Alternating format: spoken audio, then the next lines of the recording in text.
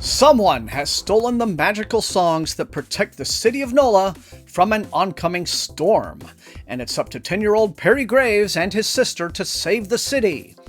In the Ballad of Perilous Graves, that's the book I'm reviewing on this episode of SFF 180. Hello again, everyone. Thomas here, your host as always. It's been a while. It's really good to be back. Thank you all for joining me. The beauty of jazz music is its absolute artistic freedom. Jazz musicians obey only their own rules, going exactly where their muse takes them in the moment.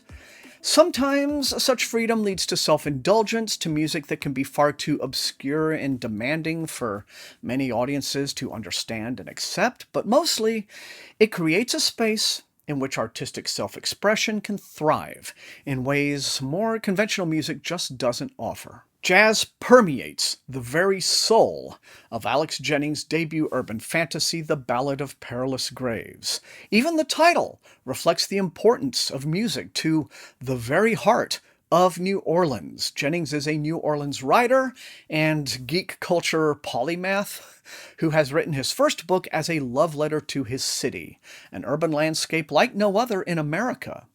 It's a city that manages to stay vibrant and alive despite bearing the scars of some of the worst natural disasters in this country's history, not to mention the subsequent governmental neglect. Between 1851 and 2004, 18 hurricanes of Category 3 or higher have hit the Louisiana coast. And since Katrina, when the levees broke, at least 10 more, big and small, have struck the Big Easy itself. This would be brutal, even if the city hadn't been built 6.5 feet below sea level. But New Orleans defiantly refuses to go down easy. It's almost as if it has some brave guardians defending it. Perilous Antoine Graves is a 10-year-old boy living with his parents and kid sister Brendy in Nola, an alternate New Orleans in which the streetcars are airborne, ghost taxis are driven by talking nutrias, zombies casually roam the streets, and graffiti tags take on a life of their own and float through the air down city streets. When the specter of the Dr. Professor appears one humid afternoon, playing his ghostly piano outside near Perry's Jackson Street house, everyone knows it signals something unusual, possibly even trouble. Just how much trouble, we soon find out. Nola is a city in which songs themselves are living magical entities, and someone or something has stolen 9 of Dr. Professor's most important songs from his piano, songs that are vital to protecting the city against the great storm of all storms that is fast approaching. The Dr. Professor charges Perry and Brendy with helping to recover his songs. Perry isn't sure he's cut out for this.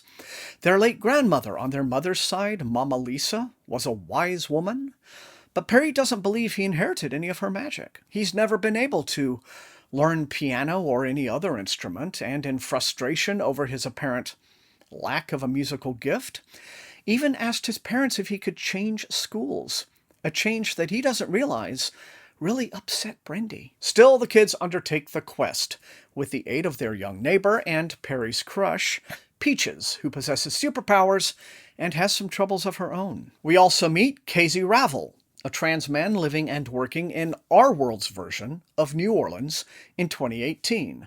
The two cities kind of overlap, like China Miéville's The City in the City. After leaving New Orleans right after Katrina and spending years on the East Coast, Casey has finally moved back, reuniting with his cousin and closest friend, Jalon. Casey discovers a startling phenomenon. Now, he and Jael are both artists and used to go out tagging together, but some of Casey's street art is changing, and Jael has, to their complete shock, figured out how to paint tags that hover in the air and don't seem to need a solid surface.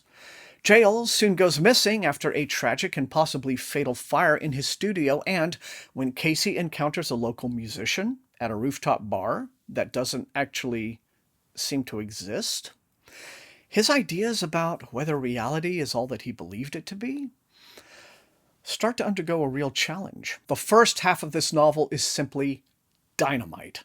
The kids are immediately likable, and the atmosphere of the city is rendered with meticulous care and attention to detail. An achievement Jennings impressively pulls off without making the lazy choice of including Mardi Gras. Art is centered as the beating heart of New Orleans life, whether it's the street art of Casey and Jail, or the music that plays throughout nearly every chapter.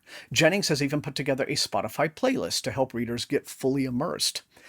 Jennings takes his time establishing things, but it's never dull, and he never infodumps. A lot of the time, we're just asked to roll with things without firm explanations. Peaches and her superpowers, for instance, are just taken for granted in the beginning.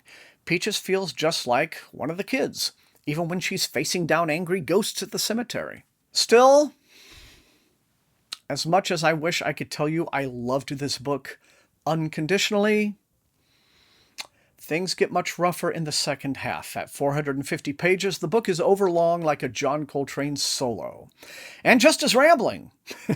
Confusion results from Jennings' structural choices in the narrative. Multiple story threads unfold at once, which Jennings doesn't yet have the discipline to pull off. At just past the halfway mark, the action gets so fast and frenetic that it's often hard to tell who's doing what when, or even where the characters are in physical relation to each other.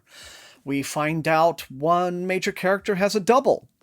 We're introduced to a minor character in a way that makes us think he's going to be important, even a viewpoint character, only to see him completely abandoned by the end of the chapter. It all creates an awkward sense that 100 things are happening all at once, but very little is being done to move the plot forward.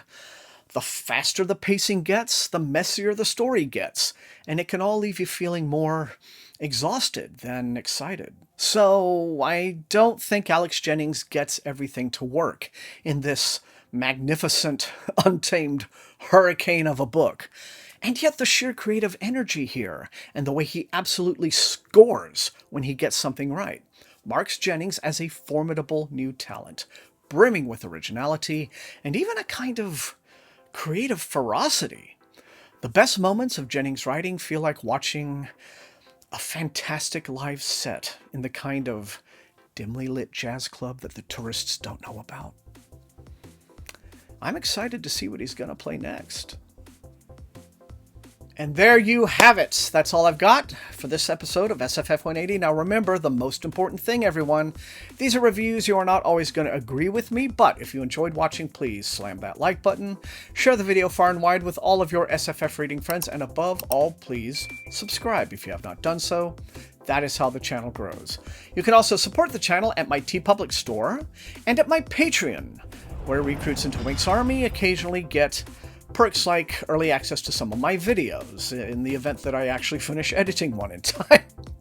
So I want to thank all of those folks for the added support. I use the Patreon money to pay Matt Olson, my wonderfully gifted channel artist who does all my amazing thumbnails for me. So thank you all for that. I want to thank all the rest of you folks for being the very best viewers in all of BookTube. And until I see all of you next time, please stay safe and healthy and jazzy reading.